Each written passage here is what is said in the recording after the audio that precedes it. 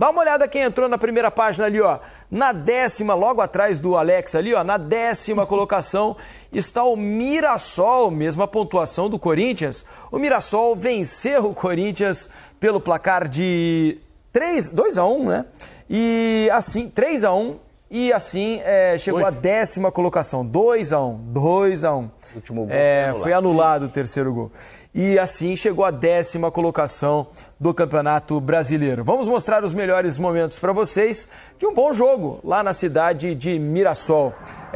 Agora um jogo abaixo do Corinthians de novo, fora de casa, né? Como o Corinthians não consegue repetir as atuações que tem na Neoquímica Arena, o Alex? Então, cara, eu achei o jogo do Corinthians, ele tentou colocar... Aí só para falar do pênalti, né? Esse é o lance chave, acho, do jogo. É uma defesaça, né? Porque ele tá caindo, um poder de reação. Cavada no pênalti. Cavada vai lenta, né? O Walter cai e consegue levantar a tempo de defender o pênalti. Ali o Corinthians poderia já ter aberto o placar, estava 0-0 no momento, né, Alex? Ele colocou o Coronado para jogar lá na beirada, na linha de 5, que às vezes poderia estar por dentro, isso também não mudou, mas o Corinthians num jogo lento, né? E esse jogo lento, a bola não chega. A hora que teve a oportunidade do pênalti para sair ganhando, não foi aproveitado, e esse jogo lento acabou para um time que é forte, igual do Mirassol jogando em casa, mesmo o Corinthians saindo ganhando, ele seguiu com essa questão, a posse de bola, eu vou transitar, eu transito um pouco mais lento, eu demoro a ocupar o campo de defesa do Mirassol, e nesse sentido ele tentou se equilibrar um pouco mais, mas o Corinthians, aquela dificuldade que a gente sabe que às vezes não é fácil, mas seria o mais simples, que é a parte emocional de você sustentar essa parte toda. E tem esse lance. Tá um lance que pra mim, daqui a pouco a gente vai ouvir o PC. Mas não tem bola em disputa, né? Pra mim é pênalti, né? Mas o Mirassol, ele acaba realmente tirando proveito disso, né? E o Corinthians fica um pouco frouxo também, assim, na marcação, nesse sentido, do jeito que ele jogou. E esse jogo lento, acho que acabou... Ele só acelerou um pouco mais por causa do time do Mirassol do que do Corinthians, né? Para o Mirassol, como a gente já previa antes do jogo, né, Mansur? Seria um adversário difícil para o Corinthians bater, tem vendido os resultados sempre de maneira muito dura, compete demais esse time pelos resultados. A marca do Mirassol no campeonato, para mim, é que ele não é aquele time de... Provavelmente o menor investimento, dos menores orçamentos da Série A, e ele não leva isso para o campo sob a forma de... eu preciso então jogar acuado, defendendo a minha área e tentando uma escapada. O Mirassol joga o jogo.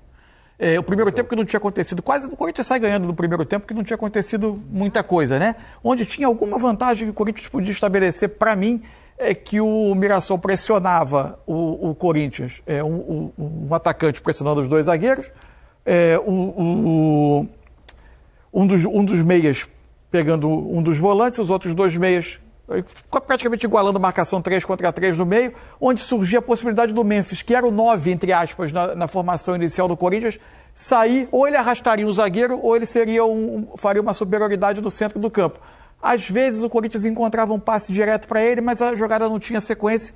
O Corinthians consegue o primeiro gol no gol após um escanteio, no gol do Kaká. Segundo tempo, falha de marcação da defesa do Mirassol. Ninguém subiu. Tinham 11 jogadores ali dentro da área lá, e só um sobe. Só o jogador do Corinthians, só o Kaká, né?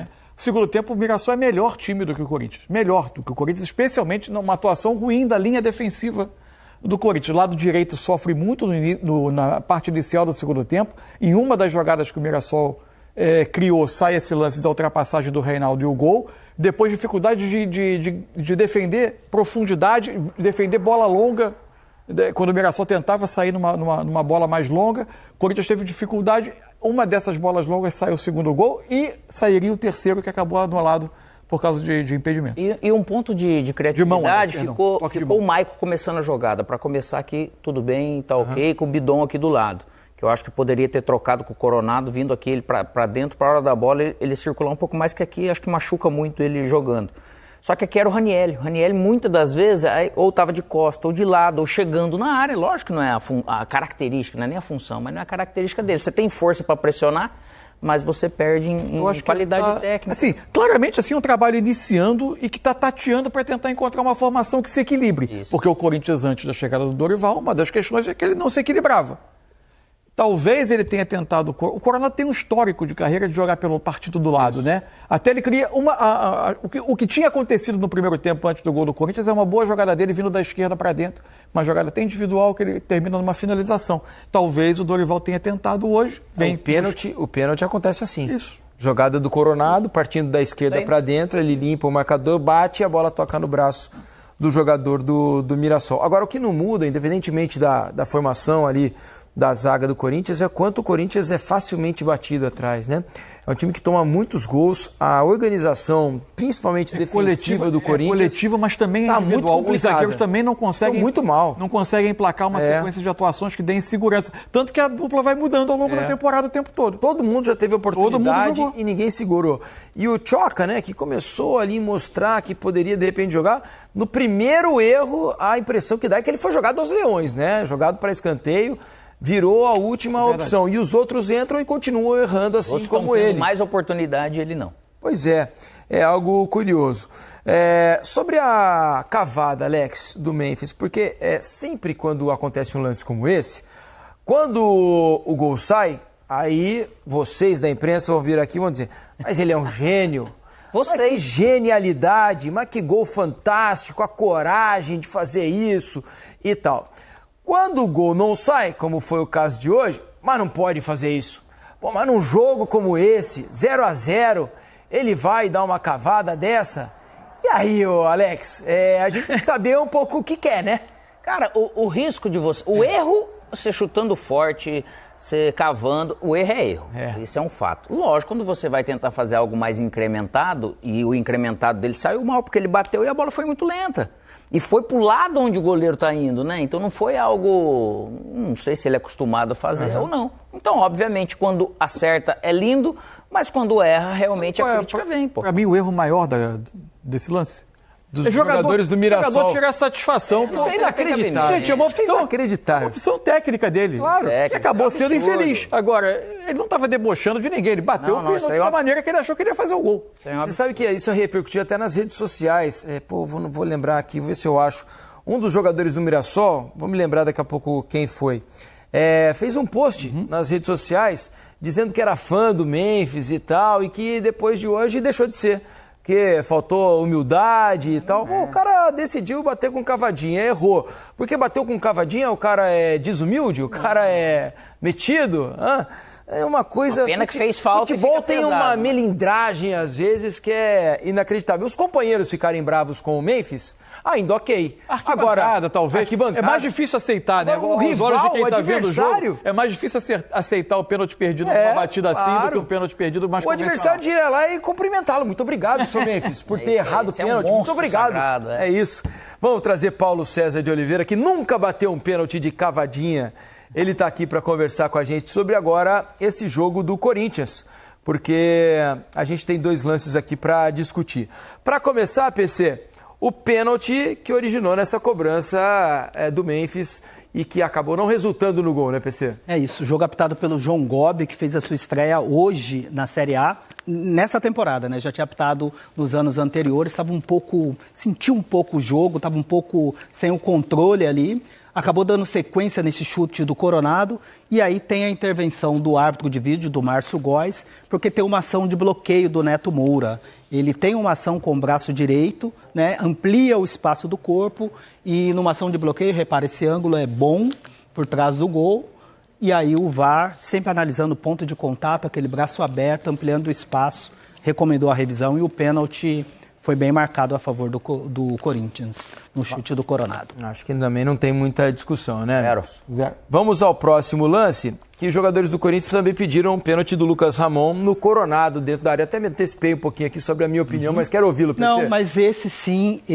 eu acho que cabe bastante discussão na jogada, porque o jogador, o José Aldo, ele é imprudente.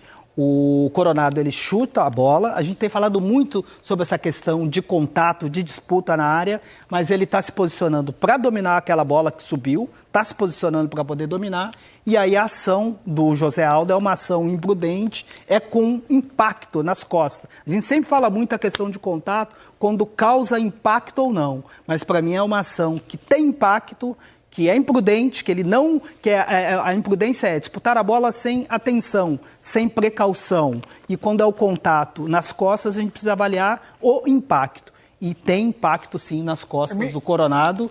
E, para mim, pênalti. O Gobi está bem próximo. Muito. Ele até faz o gesto, assim, de uma disputa, entendendo como uma disputa, mas é uma ação imprudente nas costas do Para Coronado. mim, o termo, ele foi estabanado e acabou fazendo pênalti. Pra mim, muito pênalti, né, Alex? Foi porque, pênalti, não? Porque, lógico, total, porque é desproporcional essa força por trás, porque o Coronado, ele tá no lugar exato, a bola vai cair nele, ele não tem como passar por dentro, então ele tem que esperar. Ele Se antecipando para poder dominar a bola, e aí é uma ação... Foi só nas costas, né, E que PC? tem impacto, apesar de não ter aberto o braço, mas é um tranco com impacto Total nas costas. para a marcação de falta, assim, sendo dentro da área, pênalti não marcado pelo João Gobi. Gustavo Zogobi, um grande cara, manda aqui pra mim para dizer que foi o Rafa Silva, o jogador do Mirassol, quem fez a postagem na rede social falando sobre o Memphis Depay.